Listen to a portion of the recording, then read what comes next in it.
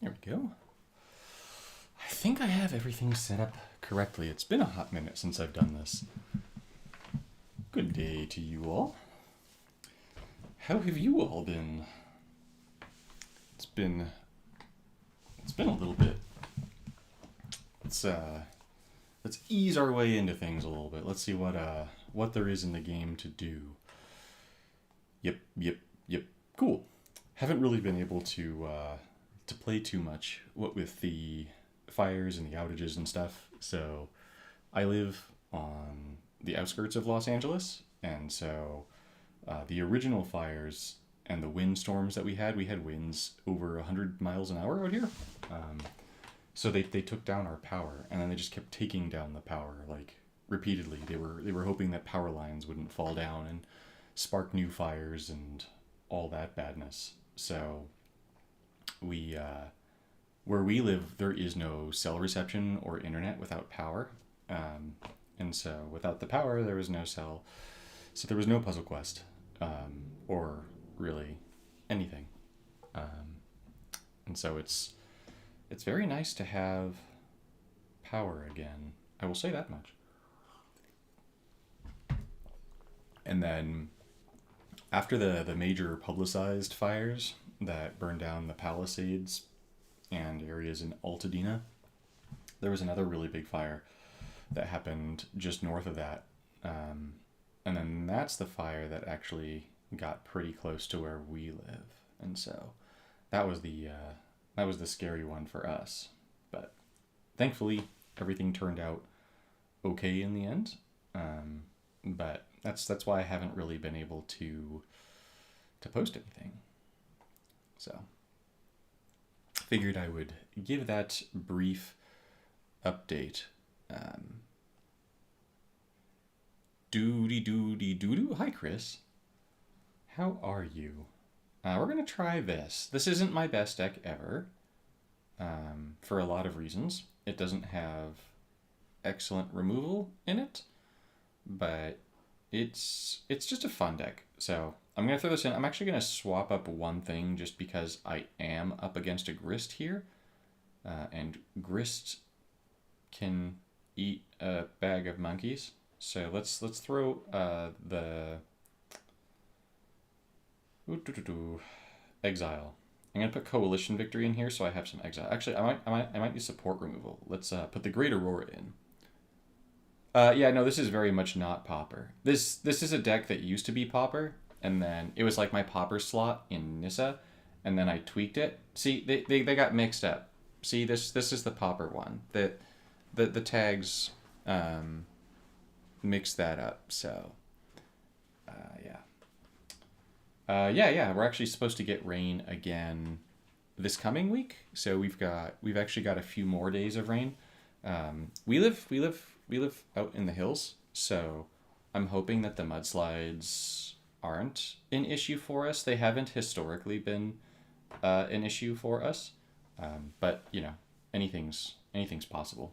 So I'm gonna say that we're probably gonna be fine on the mudslide front, though. I would hazard a guess that we'll probably be fine on that front.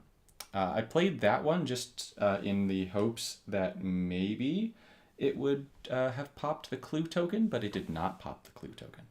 So no clue pop.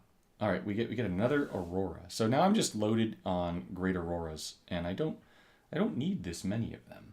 I just need one for the whole game. Getting that Ren Vanguard is pretty sweet, though. So here I'm going to use my first instead of my second. Normally with Nissa, in a situation like this, I'd use my second ability to start generating cards. But I think it's going to be better for me to actually get the Ren Vanguard down, because that just dumps so many forest tokens on the battlefield and then just gives the deck an automatic win condition. So you just got Ash too far away from the fires, but you had family that had to... Yeah, I'm sorry. We have we know a number of people who lost their homes. A lot of people who had to evacuate, but also a lot of people who lost homes and everything that goes with that. So it's been a pretty bad situation down here. It's not been like the worst ever, but I mean, it has been from like a financial standpoint, but um, the thing that we're more afraid of is really what happens not this year, but next year with insurance, because insurance already doesn't want to have to cover California. California has laws in place that make it so that insurance companies cannot raise their prices by more than a certain percent every year. And as a result of that and the damages that are being done to homes in California, insurance companies are refusing to cover homes in the state of California. Um, they say that they can't afford all the losses that they're taking.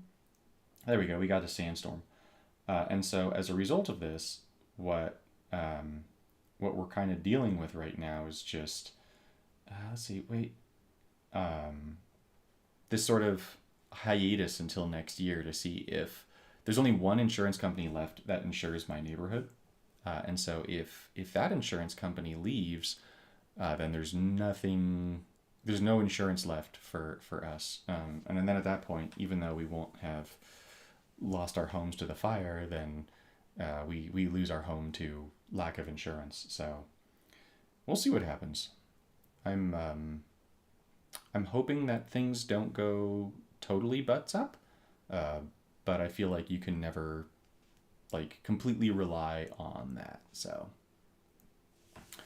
all right, let's make a really, really big formless Genesis token. Now, before I play these, I think it's interesting to note something about formless Genesis. So this card is bugged. I've reported it to the dev team a few times. They haven't fixed it. I'm hoping that they eventually get around to fixing it. So the way that formless Genesis works is we get this formless Gargantua token, and then this Gargantua token makes it so that when it enters a battlefield, it gets a power toughness boost equal to 4 times the number of lands you control, including their reinforcements. Now, these little Nissa elementals are lands. So you see that I have 21 of them out. It says I have 20 reinforcements, so there's 21 total. And then, let's see, I don't think I have any other lands out right now. I think they've all been popped. So that means that this first formless Gargantua token is going to come out with the 21 times 4 for 84 power boost, so it'll be 85 including the changeling 1/1. But then this next one is going to actually give it a different multiplier, so it's actually going to do it equal to the number of reinforcements. It's not going to have the times 4. And then this last one is just going to be based on, I think, the number of lands themselves. So this first one should come out with 84, with 85. The second one, I think, is going to come out with 21, because that's the number I have, and then 22 because of its power, and then the third one, I think, is just going to come out with 2. So that's 84, 22, or 85, 22, that's 107, 8, 9. I think it'll come out with like 109 power, even though it's supposed to be significantly higher than that. They're supposed to all work properly, but they do not, because this is the game we play. So let's see, this one 85? Oh, 93. I have a land somewhere. Where do I have? Oh, on the bottom. I didn't count that. Okay, well, this one, now you'll see that the boost is way smaller. It's just doing it based on my lands, and then this last one is going to be smaller again. So definitely really bugged, which is unfortunate. It's a really, really cool card, and if they ever get around to fixing it, it's going to be rather crazy. As it is, I think it's already quite good, but I'm hoping that that's a card that gets fixed. Let's see. I could actually set this up so that I get more of them, which would be kind of funny, because I could use the the jumpstart ability. So let's see. Let's do this, and then let's get the Overlord of the Hauntwoods down. Let's get it going like this. So we're gonna get the Overlord down, and then the Gargantua token doesn't have haste here, but it should just end the game next turn, so long as Grist doesn't kill it, which is a big if. Really, really big if. So, boy. We just made a big 5 match for my opponent, and they're not taking it. Well, thank you. Let's see, you're playing another Niv? I'm not afraid of Niv. Niv isn't a problem. So now let's see, how many... Alright, so we just need cards that have 8 mana. So let's see, how many... Oops, I should have made forest tokens with Ren's Vanguard first, so it didn't get popped. but that's okay. We survived that blunder. Let's see how many of those we get back now. So let's see. Who has 8 or more mana? You have 8 or more mana. You have 8 or more mana. You have 8 or more mana. And that's the 3 that I had in the graveyard anyways, so we're set. We'll Darude this with a Sandstorm. And then I think that the 3 Gargantuas should come back from the graveyard if I did this right. Let's see. So we get the first one, and the first one, it goes big. And then we get the second one, and the second one does basically nothing. And we get the third one, and the third one does more of nothing. But that's okay, because we have enough power to knock out my opponent. So yeah, I haven't really been able to make content on stuff that I've been wanting to make content on. There was a post on the forums by Ochre Stomper that I think is definitely worth looking at if you haven't looked at. It was just more of like how do a lot of players, especially in the top groups, feel about some of the changes that have happened to the game. The daily rewards being diminished for a reason given that was pretty bad. It was just that like not everyone is logging in all the time, so why have more rewards for people who are actually playing on a daily basis? And I think that that's a pretty bad basis for lowering rewards. I'm even a player that didn't always make the maximum just because I play, but I don't necessarily log in every single day. But even still, I feel like that was just sort of that one was like a slap in the face to the community a little bit. And then there was there have just been some changes that have been sort of like confusing, I feel like. So a big one would be there was what was it? The packs, right? Where you open your packs, and if you already have one of those packs, you might accidentally click on another one. There is a feature in there where you're not going to double open, so you get a confirmation prompt, so it shouldn't happen. But even still, like at least me, like I'm afraid of potentially opening another one just by accident, just by not paying complete attention to that particular little thing. So I don't love that part. But it's just sort of how things go. Let's see, we got Demo Field, the Volt Strider, a Vanguard. I want the Vanguard, I just don't want to win too fast. How many spells do I need again? 3? Nah, I'm good. Let's get a Vanguard. Let's go big. Let's go big. I'm going to have my 3 spells in no time. What are you playing? Isn't that Mana Crypt? Hey, beautiful art. I do not need to scan my computer, thank you. I'm good. Ooh. We got the tutor. Okay, so I definitely don't need the Aegis. So here what I'm going to do is I'm going to take a second one of these tutors because these tutors are amazing. And then, let's see, what order do we want these? Yeah, okay.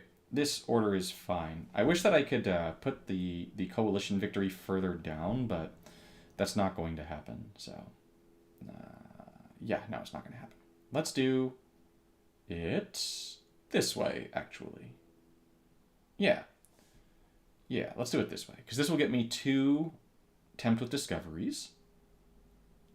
And then that's going to take care of, for sure, most definitely. Oh, good. The Coalition Victory now doesn't have quite enough mana, and so hopefully it'll get to the 5 from the first Tempt with Discovery. Let's see. I just need 1 other Cascade. Perfect. So that's going to get me to 5. We're going to get another Vanguard. The Victory's going to wipe their hand, and now all of my 5 swaps, like this one, are going to draw me up to a full hand. We're going to get another Vanguard down, and then I think is this another? Oh, it's a Teachings. Sweet. Let's take another Tempt of Discovery.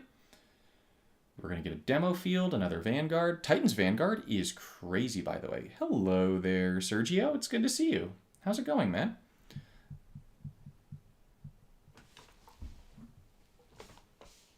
It's good to be streaming again. I really like streaming. It's just sort of, I feel like it's a really nice, like, almost relaxing way to spend a Friday morning.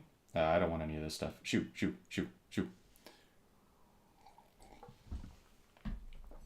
Just play some games, hang out with some people online.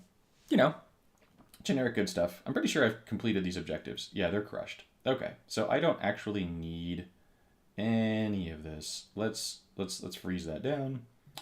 Um, okay. Yeah. It doesn't matter what matches you make. You've won the game. This game is very over. So let's just do this. By the way, this deck is insane. When I was making my tier list, I put Oko ahead of Kasmina because I felt like Oko was in a better place just for players all around than Kasmina right now. But I have to say that this particular deck, I feel like, has maybe a higher ceiling than my Oko deck did. It's just Kasmina's second ability, once you get this whole sort of steamboat running, is pretty wacky, right? Like in that match, it made it so that we could get 2 tempt with discoveries. It puts games out of your opponent's reach. It puts games in a situation where your opponent really can't win, because the coalition victories, you've got so much flexibility with the mystical tutors and with Kasmina's second to just completely wipe their hand. And then also because of the conversion, we can also make things happen like the spree 5 from coalition victory. Oh, I haven't had coffee today, and I am really regretting that right now in this precise moment. Okay, we're going to take a Galta. I feel like this is too early for a Titan's Vanguard, but I'm going to get it anyways, because why not? You didn't take the 5 match. Shame on you, Dakon. What is this one? Tempt with Discovery. That is absolutely what I want. But let's play the Kylox, because Kylox is going to get me the Tempt for free. And so, as much as I want the Galta, I can't even play the Galta this turn. So let's just go match into Loyalty. Get the Kylox. Wait, Puzzle Masters 2 packs aren't in right now? Ah, geez. Well, on the plus side, the new set Ether Drift is dropping in paper on Singles Awareness Day. So on February 14th, Ether Drift is dropping in paper, which means that we will be getting Ether Drift very soon in Puzzle Quest as well. I would hazard a guess. I think that my guess is that we'll get it. I'd have to look at the calendar again. It's Tuesday, like the 18th or something like that, or the 19th. That's my guess for when Ether Drift is going to drop in Puzzle Quest. And so when that happens, I expect that a lot of I'm expecting, this doesn't mean it's going to happen. I'm expecting it though, that a lot of issues that we're having in the game right now are going to be fixed. Like, we haven't gotten any bug fixes recently, which is kind of surprising to me.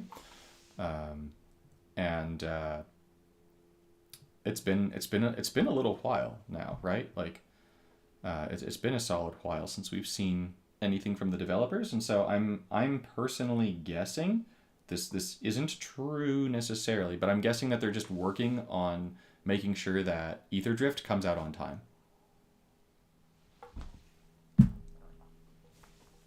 And so with Ether Drift coming out, that'll give us hopefully some fixes and some goodies to play with.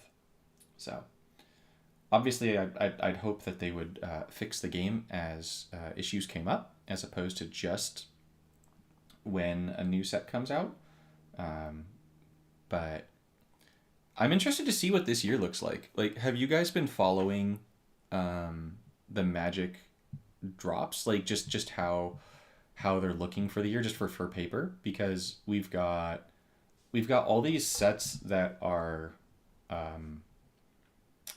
how do you describe it? Like the Marvel set and stuff like that, right? Where we've got all these sets that are not like primary Magic sets that are coming out, and we've never had those in Puzzle Quest. So, and they're also going to be considered standard. So they're going to be standard legal sets, even though they're not like the typical sets that we would be able to get our paws on. So I'm interested to see how that's going to play out for Puzzle Quest. I'm just going to go ahead and do this. I'm going to limit what comes down here just because the game is already over. Oh my gosh. I mean, the set better not have that many bugs. You know, I saw the... I don't know if any of you guys watched. I posted a video on the other creators links in my Discord. If you haven't watched it, I think it's worth watching. It's about how Bungie destroyed Destiny 2, which is a different game. I like Destiny. Like, I mean, I've enjoyed playing the game, but the thing that was really interesting to me in it was how Bungie was talking about the live service model for Destiny. So, and that uh, the the video itself is from like a lead at Bungie talking to other developers about how they should make live service games as well. So it was just very enlightening in a way, also very unfortunate as well, just because like it was talking about how for a live service game, your number one goal, and that's not that every company is doing this, it's just Bungie's recommendation, um, but it's that your goal is not to have your best product at launch. Your goal is not necessarily even um, to have a perfect game at launch. Your goal is to get it out on time and to get it out quickly. And that it's actually, in a way, better if you don't get it out perfect. Because if you don't get it out perfect and there's issues, that gives you a chance to fix them. And if you're prepared to fix them when they come out, then that will make the community feel like you're making a positive impact. You're making a positive effort to change the game. And with new stuff continually coming out, it makes people sort of forget a little bit about some of the older issues. And then to go with that, with the new stuff coming out, that's just generating new hype and new excitement. And then when you sort of look back on the game over a few months or a year or a few years, you look back and you see just how much better the game has gotten in that time. And then with that, and with the game having gotten so much better over time, it makes you feel like you, the consumer, feel like there's a good direction, that the game is going in good places. And so that's how Bungie said that all live service models should be going right now, and why their model was so successful. And then just looking at how Destiny played really reflected that very strongly. And so it just made me, I don't know, it put up some, like, for me, like little alarm bells almost, where it's made me think about Puzzle Quest, where I'm like, okay, how much of what I was seeing in that article is stuff that's true to Puzzle Quest as well, right? Because the we're seeing like drops come out, and the drops have honestly gotten more stable, right? Like the Foundations came out, and Duskmorn came out. I think it's no, Duskmorn had its issues, but Foundations came out pretty solidly. Duskmorn, I think, did okay. Puzzle Masters 2 to me was a disaster. It was a hot mess.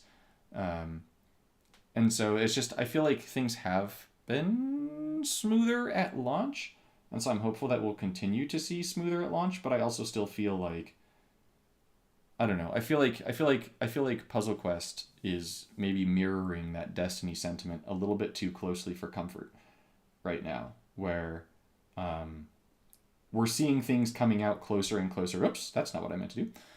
Closer and closer to the launch in paper. So we're seeing the sets coming out much more quickly. However, we're seeing other things pop up as well.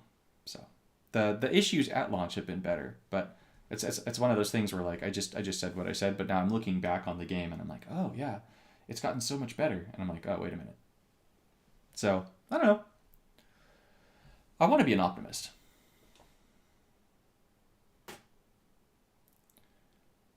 All right. So let's see. Can I win this turn? I've got so many spells in hand. I just need one more Titan's Vanguard to come down to win, I think, right? I think realistically I just need that one more Titan's Vanguard and then I win. So let's play this Volt Strider.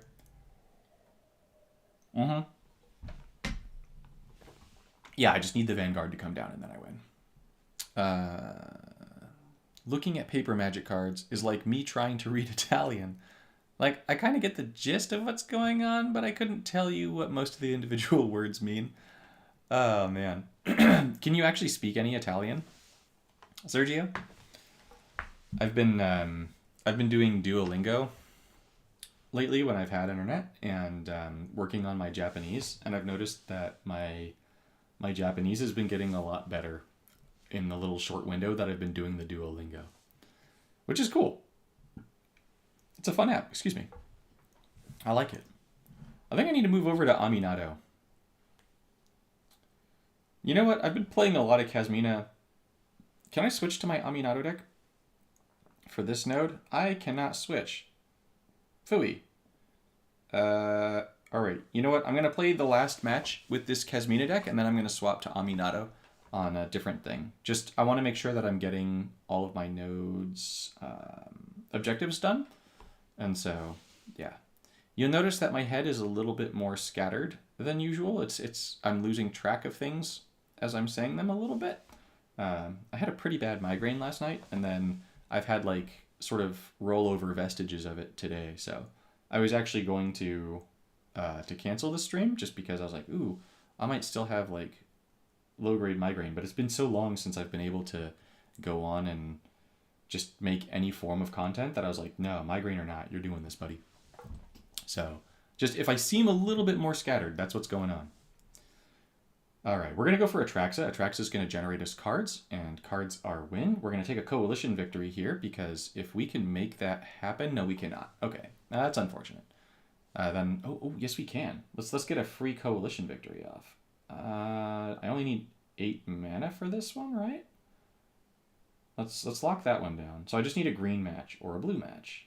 And I have a blue match. So that'll get rid of my opponent's whole hand. Yeah. There we go. Shoot.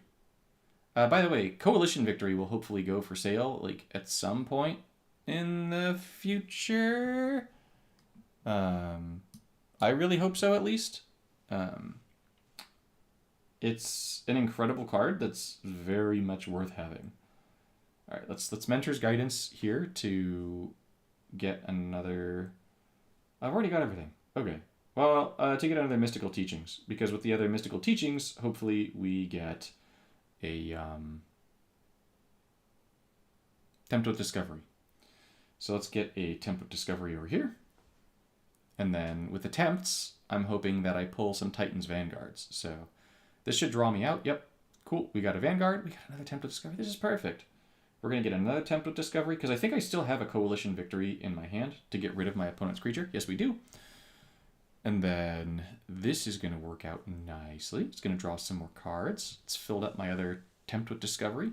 So we're sitting pretty there. All these extra matches are also triggering the Activate Gems, which is giving us more mana from Demolition Field. So this is doing well. This is doing very, very well.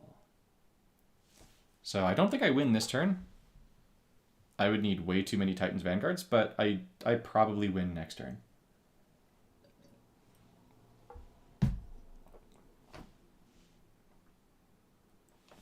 I mean, my opponent has to Great Aurora here in order to not lose next turn. I think, are there any other cards in green and blue? Oh, they could play Deem Inferior. That would work too. They did not deem me inferior. Shame on you. That was objectively a mistake, sir. Or madam, or whomever you are. I'm just going to do this to boost my cards, because why not? The game is over. And I'm not even going to be getting to the Vanguard. Aw, shame. Super shame. The Titan's Vanguard is, I think, one of the strongest cards from Puzzle Masters 2, by the way. Maybe even the strongest card. It's hard to see. There's some really crazy Puzzle Masters 2 cards. I know that the set was intended to be just like sort of an add-on to the main sets so that longtime players had something to chase. And it's definitely succeeded in that, but there's some cards in that set that as Eternal Standard are pretty scary. All right, someone said that they hope that Puzzle Masters 2 packs come back. That tells me that they're not here.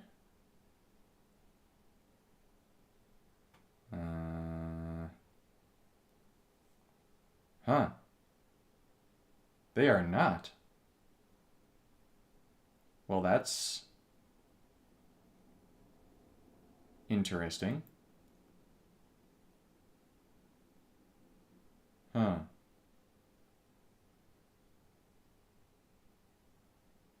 Yeah, they are not there. Okay. They should be, but they are not. What's in this pack? What is this? A bunch of stuff that I don't need. Alright, well, let's get orbs. Why not? What is this going to be? Ta-da! A squirrel. Okay. And what can you be? This was a good pack. Redress Fate, Master of Keys, Convert to Slime, Overlord of the Flood Pits. Yeah, this has a lot of the cards that I used the most from this set. I have everything, so there's not going to be anything new from this, but I might as well open it. Walk-in closet. I still love this. This animation here, I love that they did that for rooms. That's really cool. I hope we see more stuff like that, because we've seen the Bloomborough event with the seasons changing had some pretty cool animations to me. And then now we've got the rooms. I just feel like they've done some really cool things with animations, and I hope that we see more of that. So, all right, I want to segue here to Aminatou. So Aminatou the Fate Shifter is a new planeswalker that has come out pretty recently. I believe that Aminatou is still in the vault. Yeah, for another 16 days, Aminatou is in the vault here for cash. And then you can save up and get Aminatou for, I think it's going to be 850 mana crystals. So I know that there's a movement going on in the game right now for people to not spend money.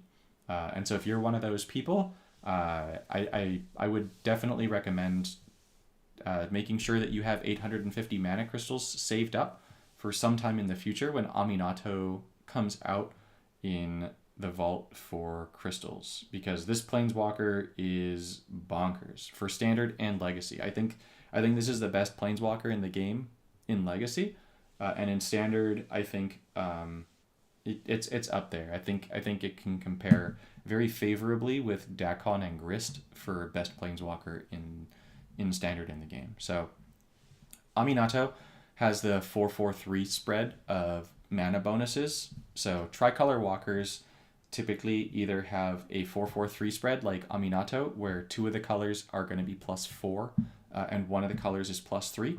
And in that situation, both of the colors that are not in its color identity have a -2 to their mana bonus, whereas other tricolor walkers have the +3/3/3, and then they have a -1/-1 split for them.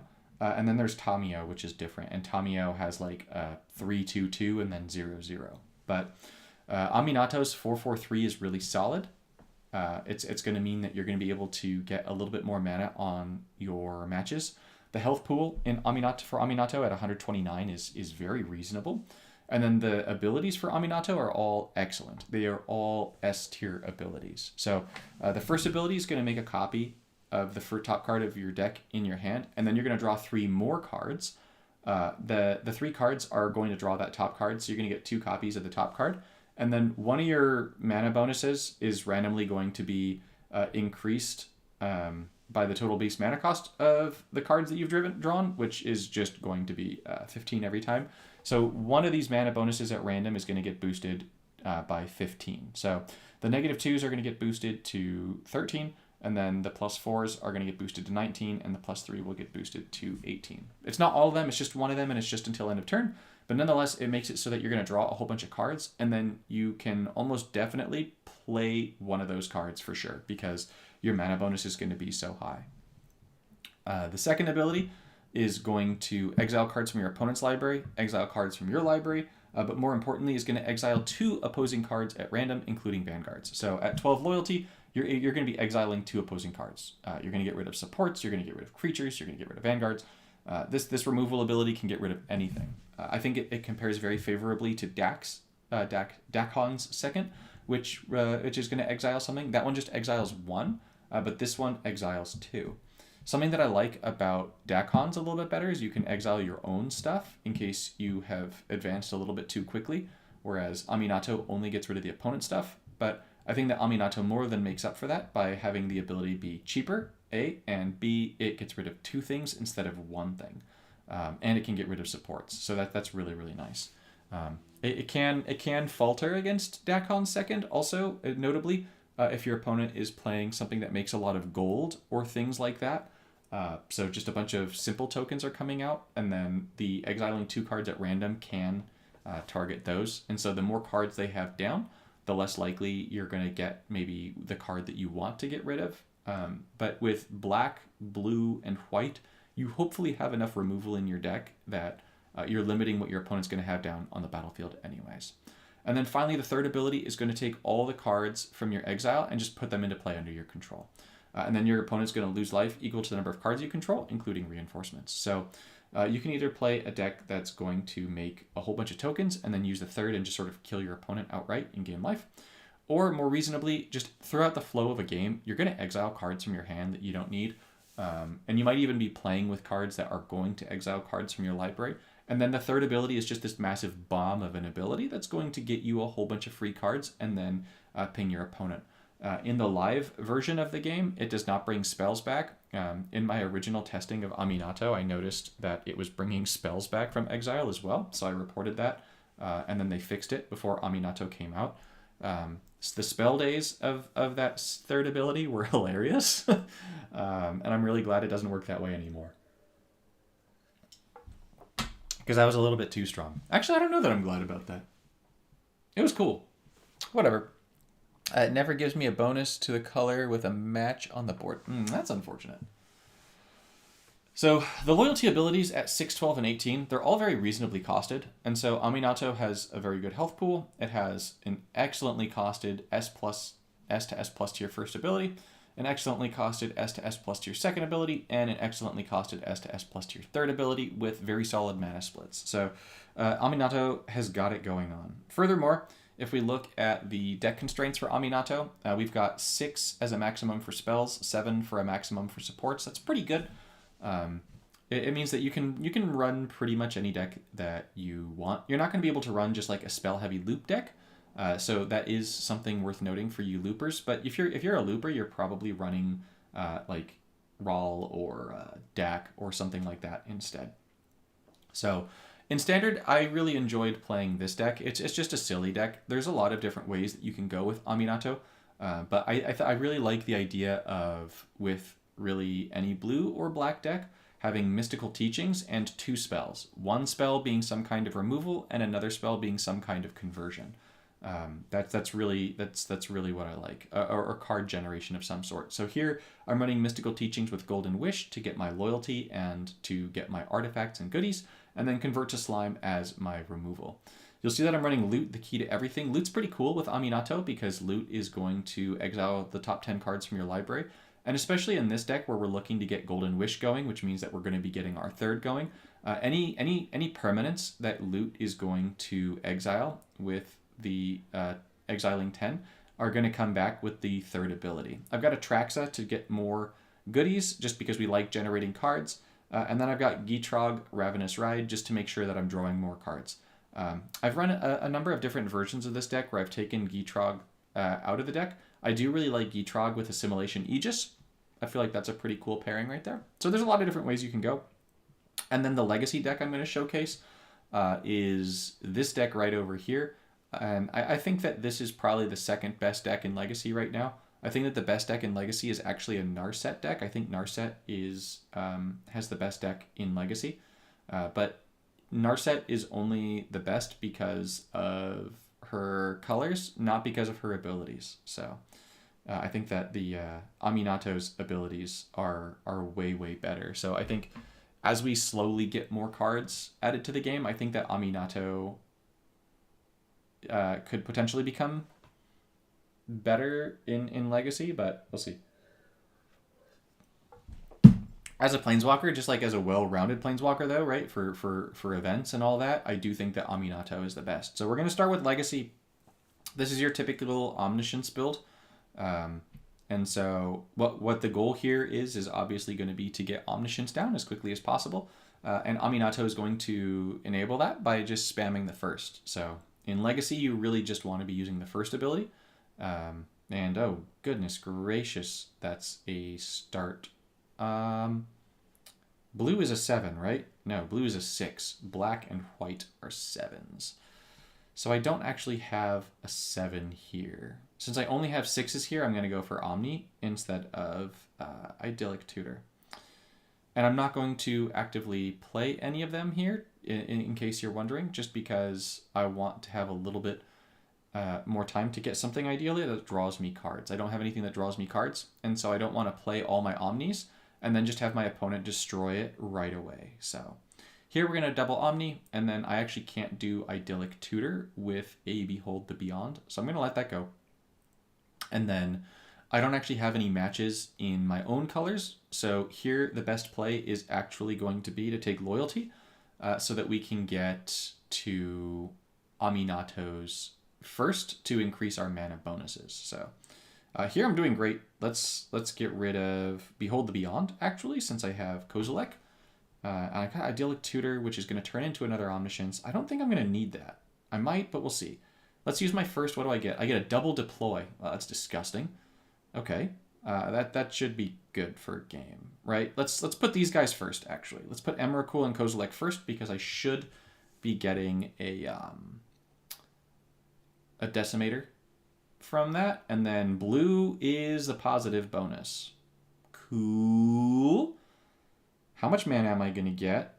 I'm going to get a ridiculous amount of mana. So let's see. Blue is going to be 21, and then the red Cascade is going to be 22, 23. And so I can just do this. Just get a free... Yeah, that gives me a free Omniscience shield, basically. So that's an example of Aminatou's first generating unreal amounts of mana, right? We had it on the blue, and so I was able to just free cast a 20 cost card there, knowing that I had the Omniscience in the back. No, not Omni were Hazard's deploy. You know what, Chris, if you want, I'll show you the Narset deck. It's not an Omniscience deck. It does have Omniscience in it, but Omniscience is actually the least efficient way to win in that deck. If you've got an Omniscience come down, then that means that you haven't hit your curve right. And Omniscience is no longer the best thing in Legacy. I mean, it is for most decks, but I actually don't think that Omniscience is the best thing in Legacy anymore. Okay. Here I don't need to cast anything else. This is just game over. So I'm just going to stop the loop from going. And we're good. So, yeah. Really, really easy. As you could see there, the first ability was just absolute gold. And that's where Aminatou is going to separate herself from other planeswalkers, right? Like, you get to the third at only 6 loyalty. So it's really, really easy.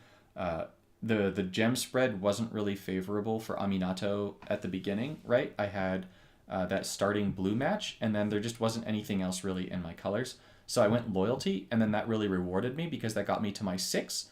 And then once I got to my 6, I was able to pop that first. It gave me a second deploy because it copied the deploy on top of my deck. And then just getting that double deploy was just game over. So really, really good. I'll do one more match here with Aminatou. And then, Chris, if you want, I'll show you what I actually think is the best deck in Legacy right now. So let's do the Aminatou here. This is beautiful. Probably going to go for the Black Landfall, even though that's not the match that I want the most. Just because it could go red into loyalty on top, right? Because I don't have anything that can cascade. I like to go for cascades. So taking this could bring this down and then make this red into loyalty, which would be perfect. Because at this point, I would love to have... Darn. I got it into the red, but not into the loyalty. I would love to get my first ability off. So I'm up against a Johnny. So you would imagine that going for the white match would be the best thing to do. But if I go for this blue match here, I could get a loyalty cascade, which is what I want. Yep, I'm going to do that. I'm going to see if I can't get into the loyalty cascade. I did not. Oh, well. So we're going to get some piggies. We got Lord Okoto down. And let's see what happens. And Emrakul. Alright. Emrakul is free, and this does get me my first. So let's take Loyalty. Let's freeze my opponent from playing cards this turn. And then let's just hope that the first ability is going to get us a game winner. Idyllic Tutors. Ooh, all the Idyllic Tutors in the world. Jeez Louise. Okay, sure. I guess I will take all the Omniscience out of my deck, even though I don't think that that's the way. Let's see, I'm at 1. That'll put me at 5. I don't really love this. Oh, I can't play all of these tutors. Let's see, let's play 1 tutor here, because that'll be 4, 3, 2.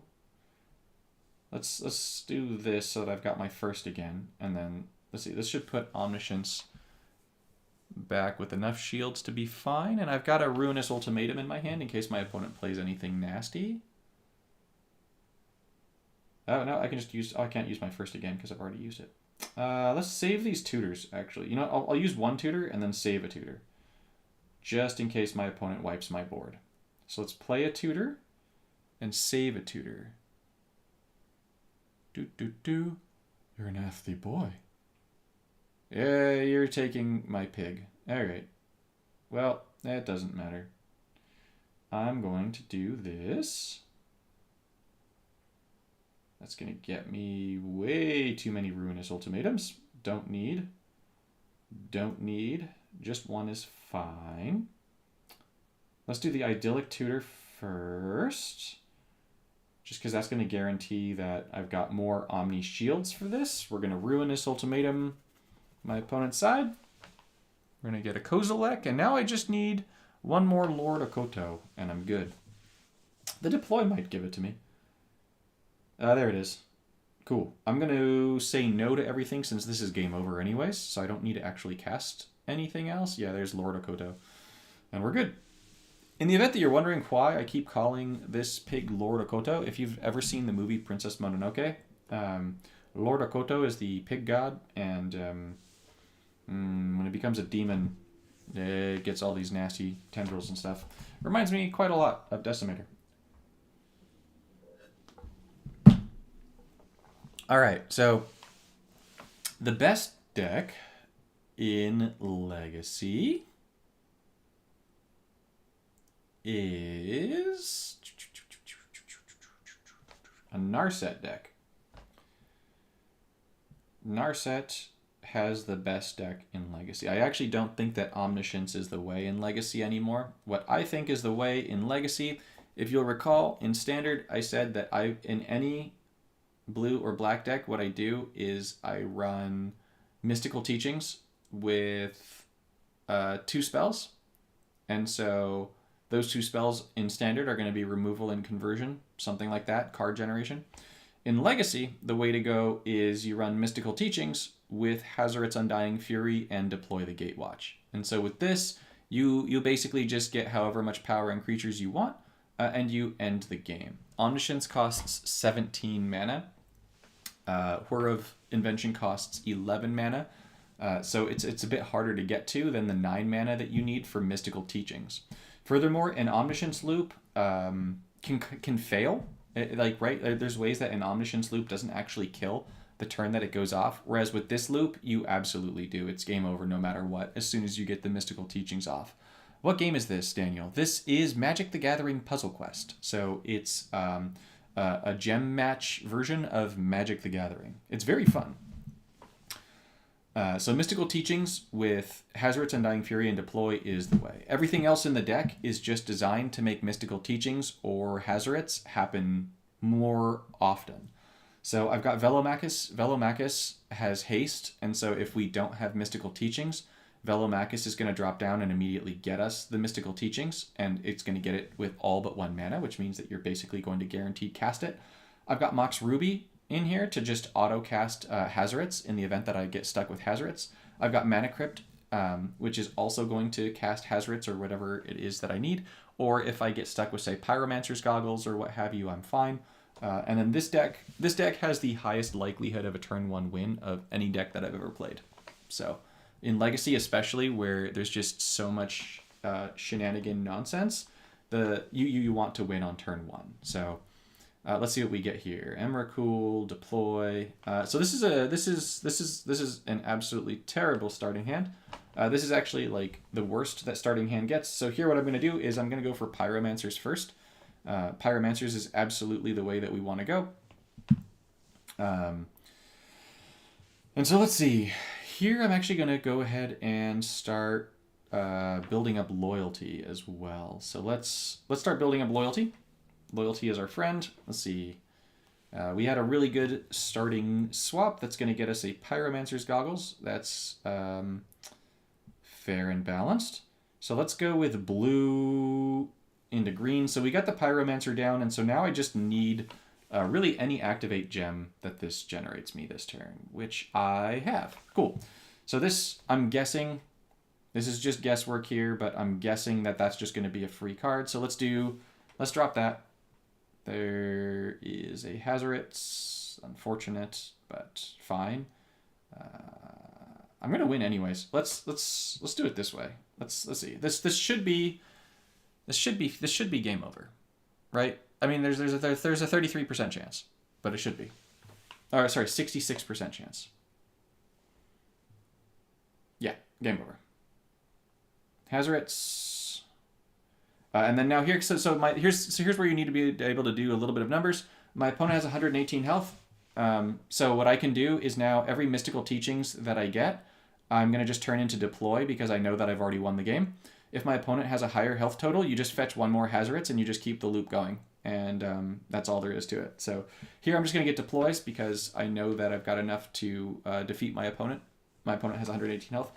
For that matter, actually, the only way that you potentially don't kill your opponent is if you get all of the decimators out first, or if you get like 3 decimators first, and then the 4th decimator comes at the end, and your opponent is like Engrath or something. But otherwise, you just win. Here, we're good. I think this is a turn 2 win, right? Or turn 3. Turn 2 for me. So my opponent got 1 turn. And that was with like the worst possible draw that I could have had for this deck. So, yeah, it's disgusting, like super disgusting, and it's just so free. It's so easy. It's just so much more free and easy. Oh, the other thing about the Mox Ruby is Mox Ruby also gets Velomachus out for free, which is important to note because everything in the deck is just trying to either get Hazoret's or Mystical Teachings out.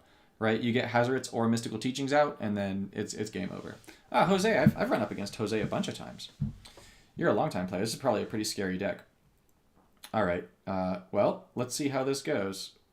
Hazoret's. All right, so here, what we're going to do is we're going to go Mana Crypt first, Hazoret's second, and then game over. So I've got a black into green and blue, so I'm going to get Mana Crypt down this turn. So now my opponent has this turn to kill me.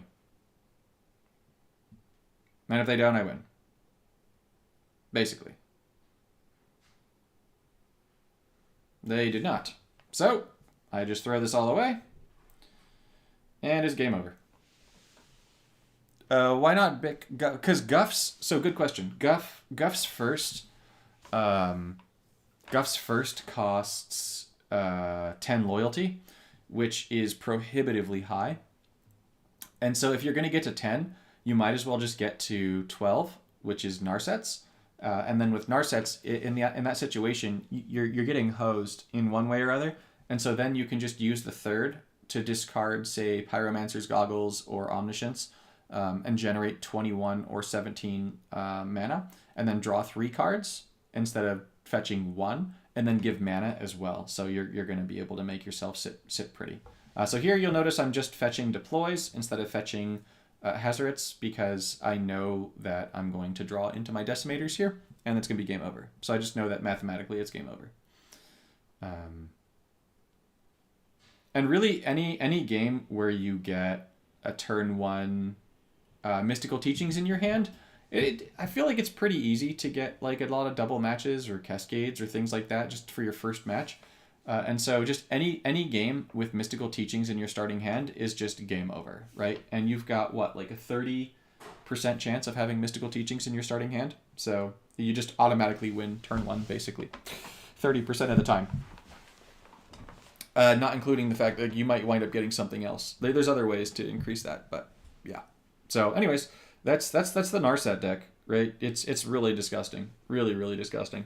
And then let's say that the Mystical Teachings thing doesn't work out for you, right? You could drop Omni and have Omni go into Decimator or Emrakul. But like I said, Omni is very much not what you want to use, ideally, just because what Omni does is it makes everything free. But the problem is that Omni can mess with your Hazoret's loop a little bit, just because Hazoret's fetches everything and makes them cost 0. So you'd think that that's fine. But because you're fetching 4 things, you might wind up fetching some Mystical Teachings. And Mystical Teachings fetch and gives full mana. Whereas when the Omni breaks, you lose that full mana that would otherwise be gained from the Mystical Teachings. So you ideally don't play Omniscience, but if you do, you do, and it's honestly not a big deal. So, have I taken this on a Battle for the Ages speed run? No, I haven't. I don't play Battle for the Ages as an event. I don't need Pinkies. Like, ever. Right? Like, I get Vanguards, and I just sort of slowly save them up to get Vanguards, but it's very rare that we get a Vanguard that's actually impactful in Puzzle Quest. Like, impactful is in, like, top meta. So, for example, Teferi, Hero of Dominaria. The Tamio Field Researcher Vanguard was pretty impactful as well. Before them... Man, yeah, not that many, right? Like, Jeska is amazing. Archangel Elspeth is very good. Commodore Guff is very good.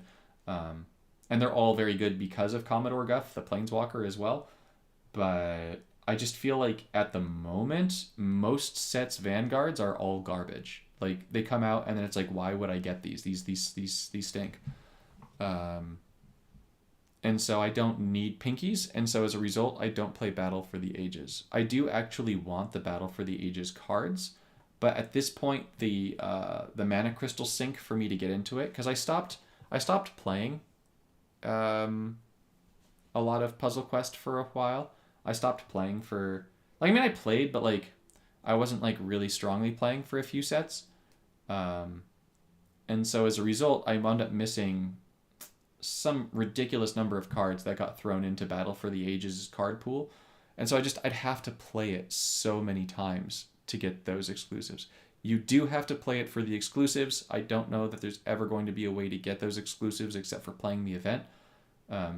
It's something where when Puzzle Masters 2, when I finish Puzzle Masters 2, that's probably what I'll do with my spare crystals. I'll wind up playing Battle for the Ages. And start trying to fill that out, assuming they keep Battle for the Ages going as an event. I don't know that they will. I could see them taking it away. That's not any insider information. I'm just saying that I wouldn't be surprised if they take Battle for the Ages away. At some point, right? Because that card pool is getting so high. There's like legacy cards in there now, I think, too. It's just becoming a hot mess. And then like any new player that gets into the game, like how do they get into Battle for the Ages? It's difficult. So... All right, standard. So here's going to be a sample of standard Aminatou. Of course, I'm up against Grist. I hate Grist with a violent passion. But I've got a 5 match here, which is good because that means that I'm already at my 3rd. I like that, which means I can just freely use my first here, turn 1. I've got an Aegis and a Volt Strider. Let's use my first this time just to see what I get. Did I just get 3 Atraxes? Good lord. Okay. Let's see. What's my boost? White. Cool. So let's take the white match, obviously. And then which white match do I want? I wish I could double up on the white here. That would be sweet. But I cannot. So let's take this one right here. So that'll give us a bunch of mana. It'll get us a Demolition Field. So now I've got a turn 1 Demo Field, Aegis, and Volt Strider. I've got a Convert Slime there, which is great. I've got way too many Atraxes. So here what I'm going to wind up doing is I'm going to throw away a bunch of Atraxes. You know what? Sure, why not? Let's get the Atraxes back. Why not? I can just use my third and get free Atraxas. Okay, and then I can see what I got out of it. I got Mystical Teachings, more Mystical Teachings. Let's throw away the Mana Crypt. I'll get that back for free. I've got another Atraxa. Let's throw that away. I'll get that back for free. I've got loot. I'd love to get loot down. I'd really love to get loot down. Let's see if I can make that happen. I got red with a double 4, so that's 8. That's 9 mana. I've got the white, which will be 4. Yeah, the white's gonna be more mana. Let's go with the white match. Let's be reasonable. All right, so I'm gonna take another Golden Wish because that is probably going to landfall and destroy some of these bubbles for me. Yep, and that's gonna give me more mana. Yep, and that's gonna get me loot. And then loot gives me another teachings, so I'll take another Golden Wish to destroy more bubbles. Get more loyalty. Maybe get Gitrog down here. That'd be pretty sweet. No Gitrog. Okay. That's fine. Next turn's going to be pretty bad for my opponent. Next turn's going to be really bad for my opponent. I take that back. So here I've got no point in holding on to any of you because you're going to be free. Yeah, you're free. Throw away. Come on back. So let's get all the free cards back. Oh yeah, loot's going to throw more in there. Atrax is going to give me more free cards. More in there. Oh man. Aminatou is just ridiculous, guys. So good. Let's throw away the demo field just because that's going to come back for free later. And then... yeah, I'm going to be back at my third again because I'm going to Mystical Teachings into another Golden Wish. So let's get more into exile with all the loots. Let's get back to my third to be able to pop that again. So even if my opponent gets rid of my board, it doesn't matter because I'm just going to get everything back, right? There's nothing they can do about it at this point. So now we're going to boost the power of everything. I got the power.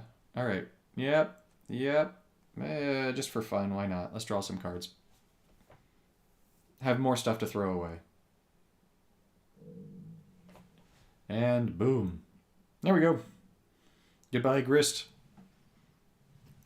So yeah, that's a good example of Aminatou. Really, really powerful. Really nasty.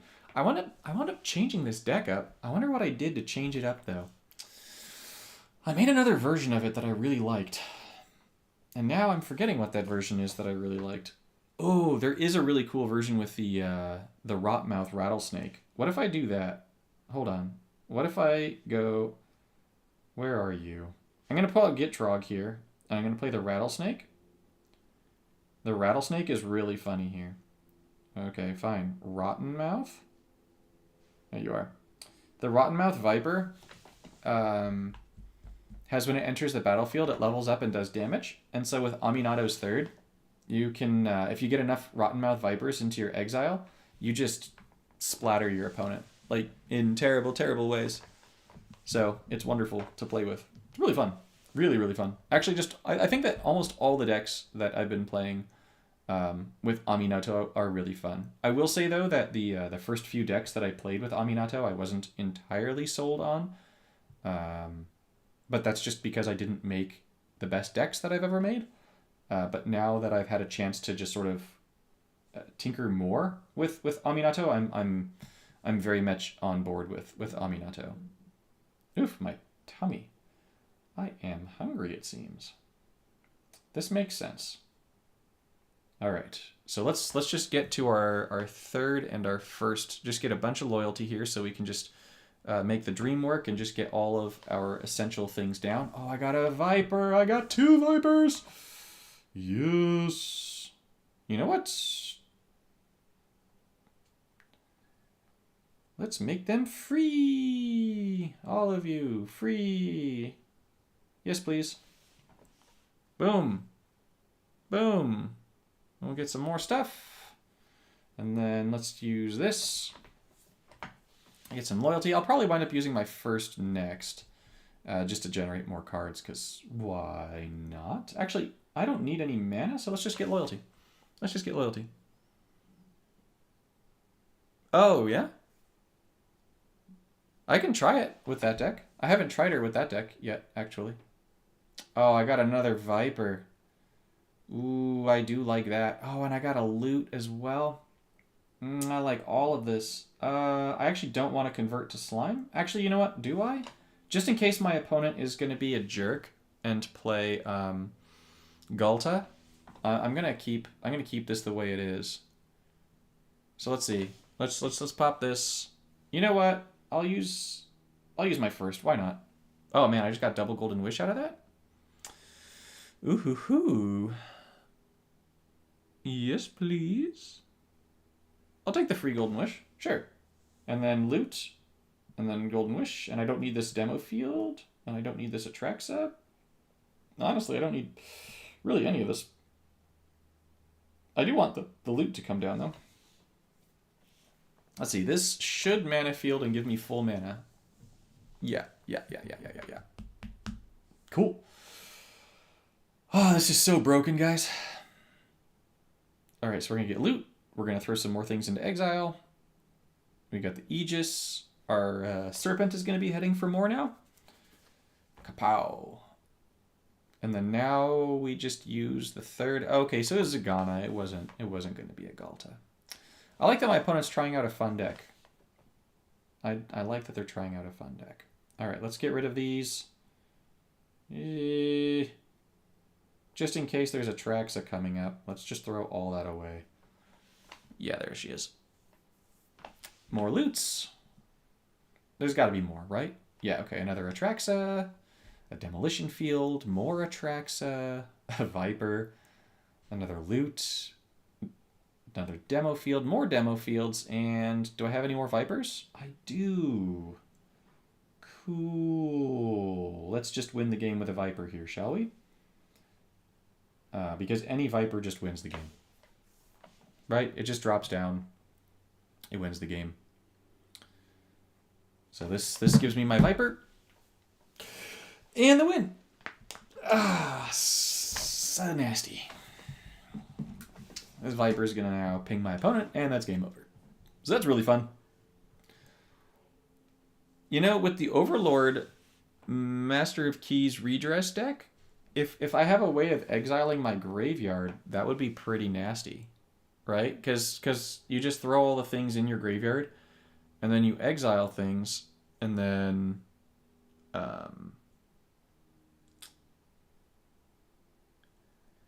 throw things into the graveyard, and then I think that'd be good.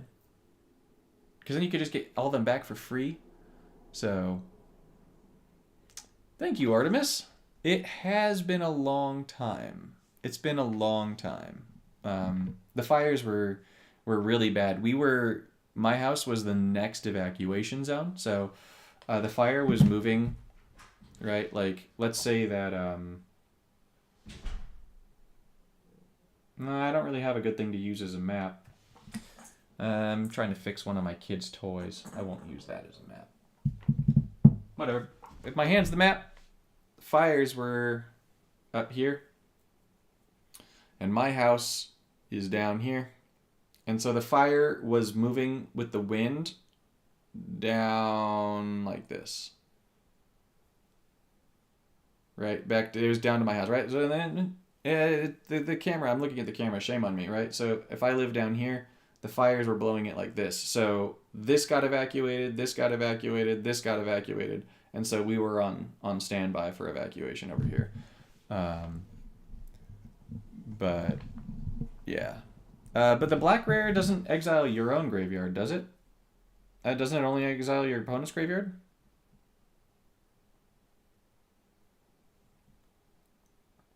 Your opponent's graveyard. You need to exile your own graveyard for Aminatou.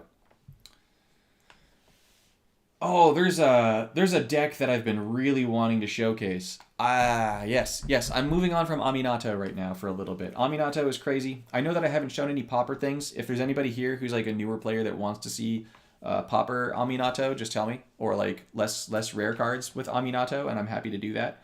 But I want to quickly segue to my favorite deck that I've played recently. It's a lot of fun. A lot of fun. Um, is it this? Yeah, it's this. So, um,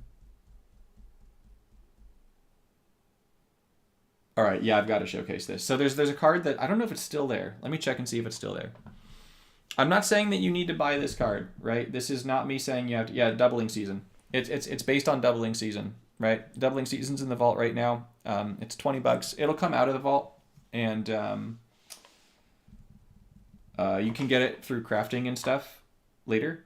But oh wait, no, let's go back to the deck. But the deck is based on doubling season. So they sent me doubling season, and doubling season is one of my favorite paper cards. And I was really disappointed with how they made it in Puzzle Quest. Because in paper it doubles all tokens and counters, and so I was really hoping that it would be the same in Puzzle Quest, and then I saw what it actually did, and I was like, darn it, guys, you ruined this. So it has when a non-token creature you control is reinforced, reinforce it twice. So in paper, your tokens basically this should work for whenever a token creature you control is reinforced, reinforce it twice instead. But it's not how this works. Furthermore, when a creature you control is buffed, it gets +1/+1 for each of its reinforcements. So this made me think, all right, you know what? I need to try this once. I need to find as many things as I can that are going to add reinforcements to my creatures and put them all in one deck. And then I want to put them all in one deck and then play it. And so I tried it with a Tamio deck, because Tamio has another round, but then I found that there's a better way of doing this instead of another round. Oh, by the way, before I go any further, I should note that Main Loop is another content creator, and Main Loop has a stream series that you should definitely check out, called Chase or Not. And one of his more recent Chase or Not episodes, he did detail doubling season. So definitely worth checking out if you want to see a more extended showcase of it. Now, the way that I went with it is really busted. Really busted. I'm actually probably going to take Chaos Warp out of this deck just to showcase the sheer bull Oni of this. So what I found is, okay, we run a cool. A cool makes it so that whenever a creature comes out, it gets reinforced.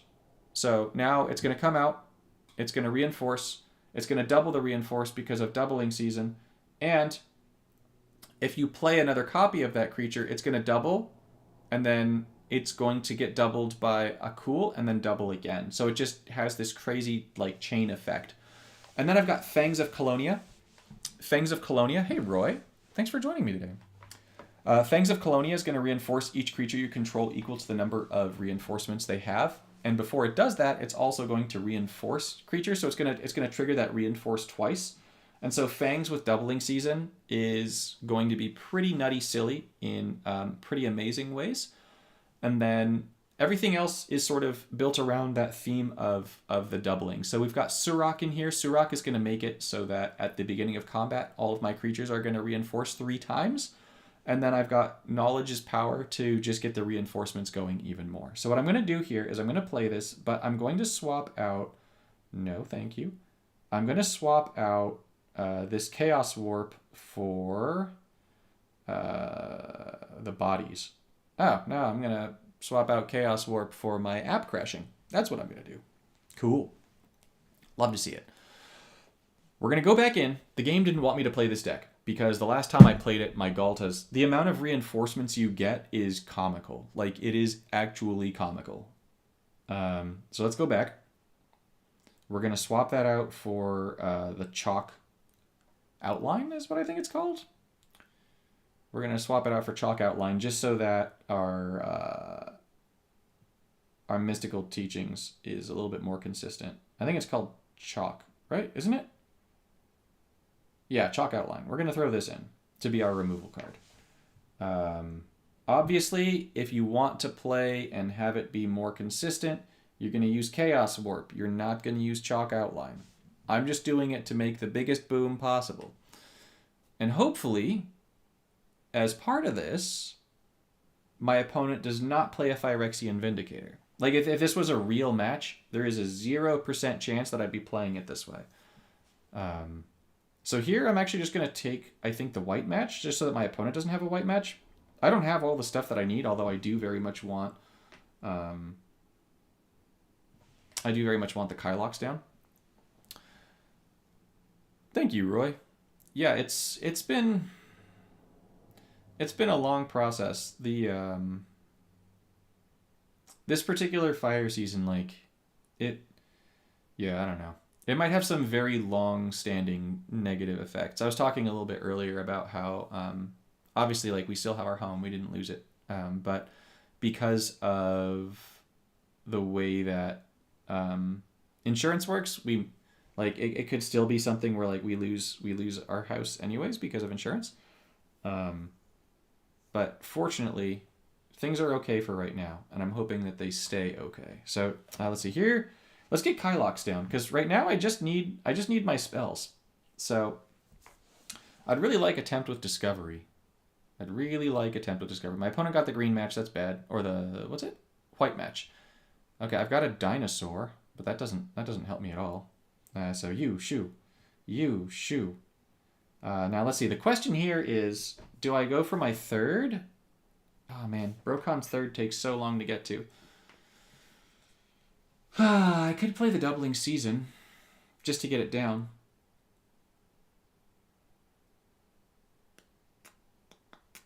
Although, really the best thing I can do is just try and get Attempt with Discovery. Or Mystical Teachings. I've drawn through a bunch of cards. I'm going to draw through 3 more again next turn. You know what? I can be patient. I can afford to be patient. Let's get the Doubling Season down. And let's see what happens. I got a Fangs, which is nice to have one of, but that's definitely not what I needed here. So, I don't need this next Galta in my hand, maybe?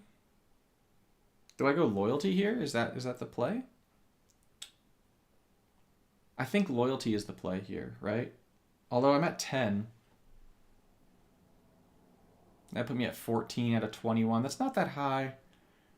I don't want to give my opponent too many more turns of this stuff. So let's see. Okay, so I'm going to draw into another Doubling Season. I definitely don't need that here. So I'm going to toss that, and I'm going to toss a Galta. Because I already have a Galta, so I'm good on that front. And let's just do this. Let's hope we get rid of some of the white from my opponent. So they don't go too crazy. No, they still went too crazy. And there's an Ocelot? Yikes. All right, so this is... I need to draw into Tempt here, or I lose, probably. Okay, so here's Tempt. That's good.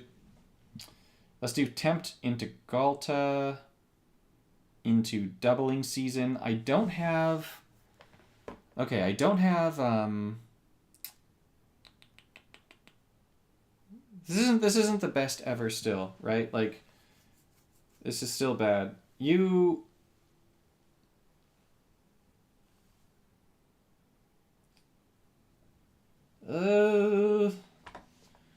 Alright, I need you to draw me a chalk outline here, please. Oh, there is the chalk outline. You know what? Forget it. Let's try and make it happen. Let's try and make it happen, Captain. We get Surak, Knowledge is Power, Doubling Season, Tempt with Discovery again. There we are. Oh my gosh. I want the Fangs so badly. Alright. I should have taken the Fangs instead of the Akul here, huh? Alright, then the question is does my opponent go infinite here? That's really what this comes down to. Do they go infinite here?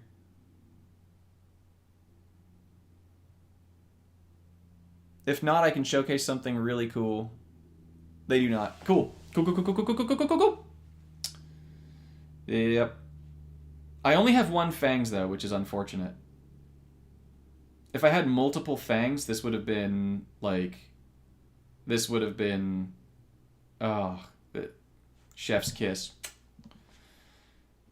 You know, that other tempt could actually get me fangs, though. Let's get rid of this Akul. Let's see. Do I go for the draw? And maybe get a fangs? Or do I go for just get the 3 creatures? I'm going to go for the 3 creatures. Alright, so here let's get... I will take calls later. That means that I got double called. Interesting. I wonder if there's some kind of thing going on out here. Alright, so I've got the fangs. I want the fangs on the bottom. Okay. This should be where it's at. So we've got double Akul, triple Akul, tempt Galta fangs. Yeah, let's try this. I am, after this match, I'm going to go... I'll have this be my last match, just in case, just because if I'm getting a call from my neighbor, that might mean that there's something up. We notify each other if, like, there's, like, craziness, like fires or any of that nonsense. I don't know. I'm just on edge about fire stuff now. Understandably. Okay, this will be fine, though. This, I get it, unless my doubling season broke, which I think it did. Didn't it break? It broke. Did it break?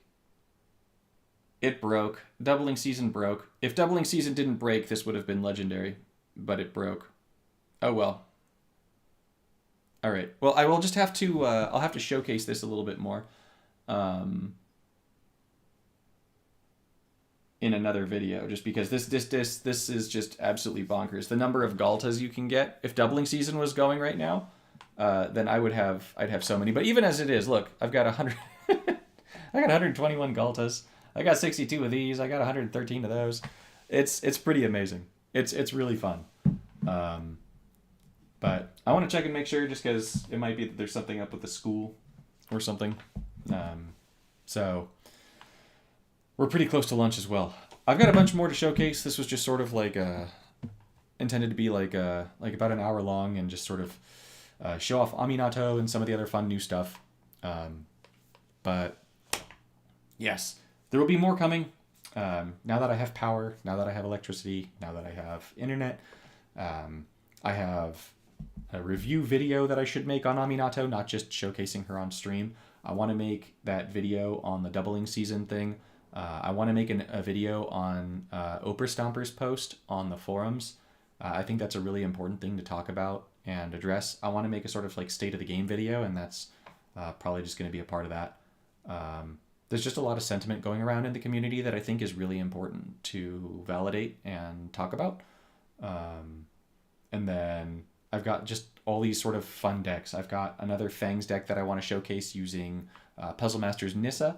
I want to do a new series where I go over all the different Puzzle Masters cards one at a time, and then just showcase what you can do with them. Because as I'm getting pretty close to finishing Puzzle Masters, I feel like there's a lot that you can do with a lot of the individual cards in the set. And so there were a lot of cards that I didn't think were playable that actually are. And there's just a lot of really cool stuff you can do with a lot of those cards. So I want to highlight that. And then, of course, I imagine that we have the new season, Ether Drift or whatever, new set Ether Drift coming out in, I'm guessing like 3 weeks. So we've got Ether Drift coming out in like 2.5 to 3 weeks. So that'll be exciting as well. But with that, thank you guys all so much for tuning in and watching. If you want to support the stream, you can. I have a link down below for Streamlabs. You can support the stream there. I appreciate anything and everything, including just you guys being here and spending your mornings with me and chatting and playing Puzzle Quest and all of that. So feel free to hit me up for more things in the Discord. If there's any other decks that you want to see, or if there's anything that I haven't covered that I think that you think I should cover. I do still want to make my tricolor and colorless walker video as well, just because I got really, really sick over the holidays. And so I was planning on flying back home after Christmas and then making that video to come out for the sale. But then I got really, really sick. I was sick for like a week and a half. And I couldn't do anything. And so I missed my flight home because I was really sick. And then we got home and I was like, all right, I'm going to get the kids started with school. They're coming back from winter break. And then we will I'll start recording. And so I got them to school, and we had one day with the kids back, and then the fires started, and then we lost power. So it's been a whirlwind since just before Christmas. And so I'm sorry that there hasn't been very much content. As a result, I haven't been able to really post in a month, but that's sort of what went on. I got really badly ill, and then we had 3 weeks of fires. So, woof.